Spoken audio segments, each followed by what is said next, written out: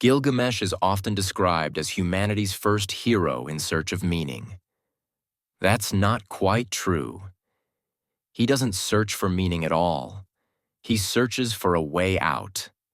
The Epic of Gilgamesh doesn't tell us how to accept death. It shows what happens when acceptance fails. When strength, friendship, power, and even wisdom turn out to be useless against the one fact no culture has ever learned to soften. This is not a story about learning to live well. It's a story about what's left when every comforting explanation collapses. And why, disturbingly, that might be the most honest account of being human we have. The power of the epic does not lie in its antiquity or its influence, but in the experience it stages. Again and again, across its surviving versions, the narrative returns to a figure who is not born fearing death. Gilgamesh begins insulated from it.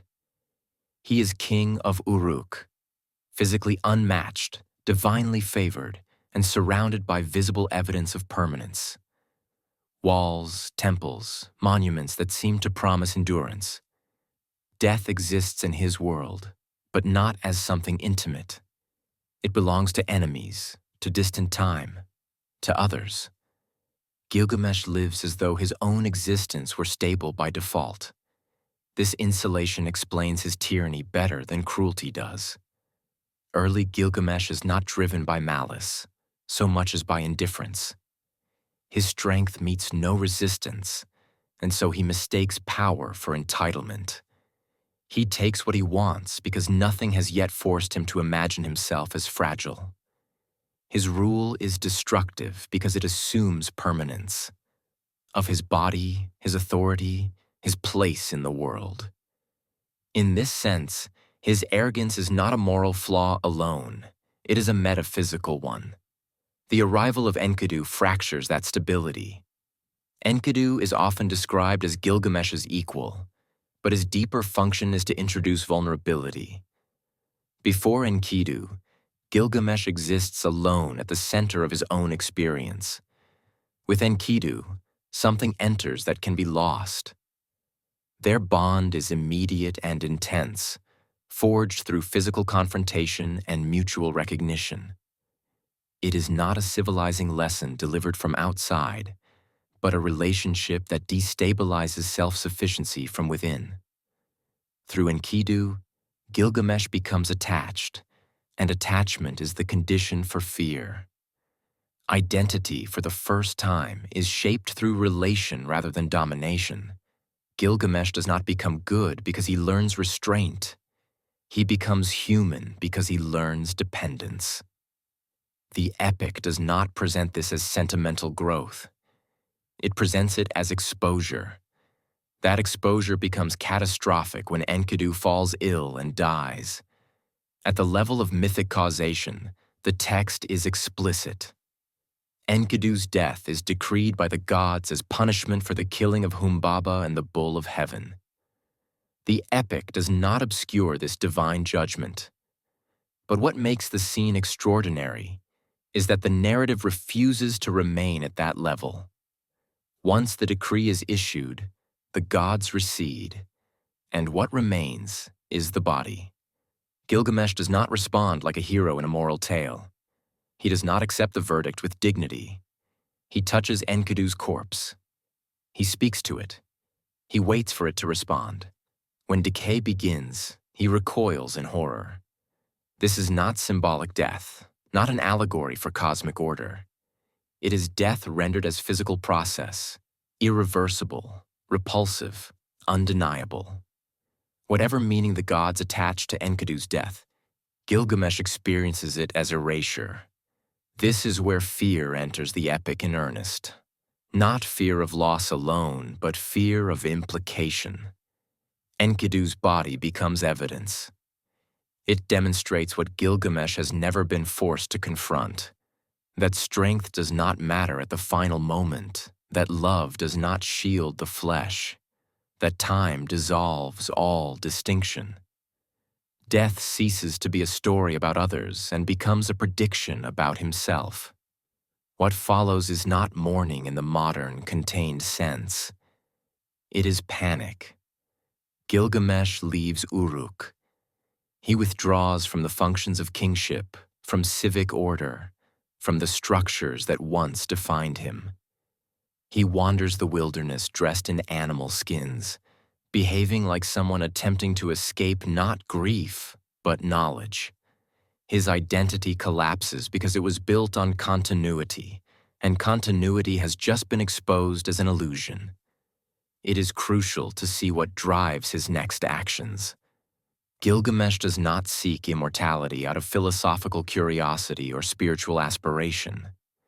He seeks it because he cannot tolerate the thought of consciousness ending. His journey is not a quest for wisdom. It is an attempt at refusal. Refusal to accept that death applies equally to all. Refusal to believe that awareness ends. Refusal to concede that love, achievement, and memory might not be sufficient. This is where the epic's psychological insight becomes uncomfortably familiar. Gilgamesh's flight mirrors a deeply human impulse, the hope that effort, suffering, or distance might earn an exception from reality. If one runs far enough, endures enough, learns enough, perhaps the rules will bend. They do not. Across the surviving versions of the epic, the pattern is consistent. Gilgamesh encounters figures who possess knowledge beyond his reach, but none who can alter his fate. He is offered tests, and he fails them, not because he is morally deficient, but because his body remains subject to time. He falls asleep. He misjudges duration. He loses what he has gained. These moments are not framed as punishments.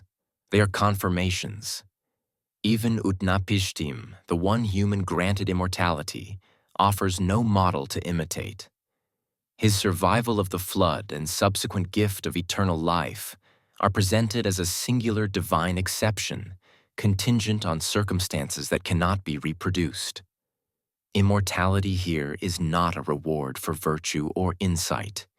It is a non-repeatable anomaly. Gilgamesh can witness it, but he cannot participate in it. Nothing in the epic suggests that immortality lies within the reach of human agency. By the time Gilgamesh returns to Uruk, he has not conquered death, escaped time, or acquired secret knowledge. He returns having failed publicly and absolutely. And yet the epic does not end in despair. Instead, it performs a quiet but unsettling shift in emphasis. Gilgamesh gestures toward the walls of the city. Once, these walls were symbols of dominance and self-aggrandizement. Now they represent continuity. They will endure beyond him. They are not his consciousness, but they carry the trace of his labor. This is often read as consolation, but it is a fragile one.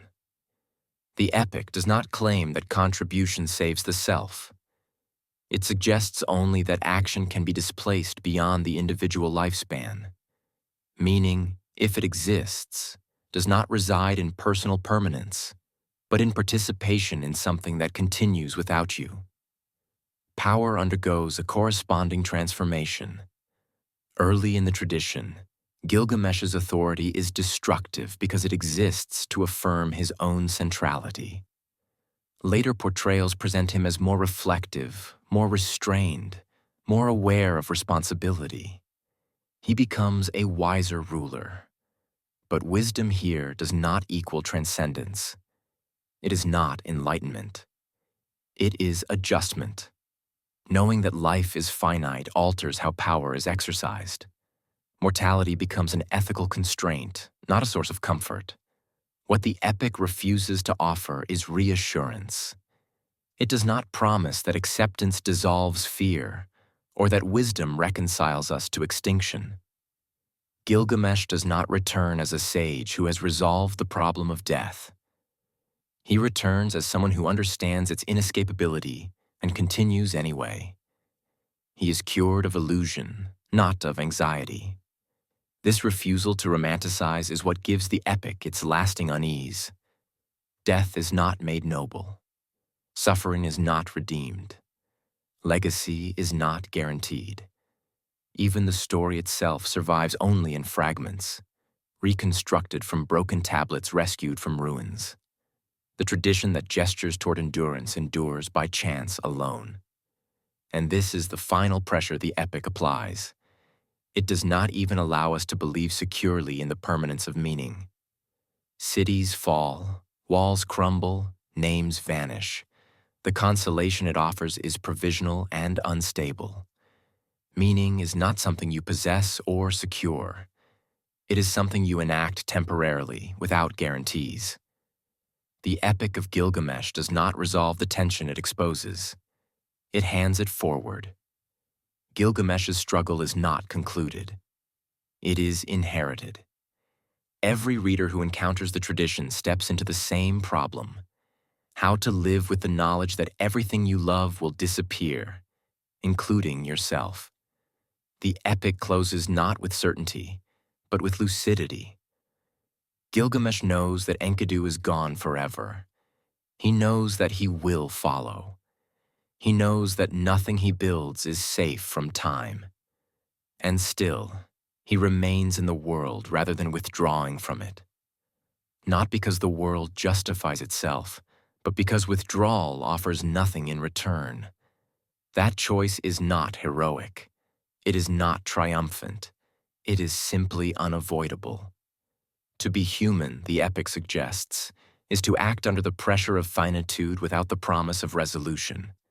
To build knowing what you build will decay. To love knowing loss is certain. To rule knowing power does not protect. The question the epic leaves behind is not how to overcome death, but how to proceed once all the usual illusions have collapsed. Once strength, status, wisdom, and legacy have all been exposed as insufficient, what reason remains to continue at all? The tradition offers no answer, only an example. You return. You act.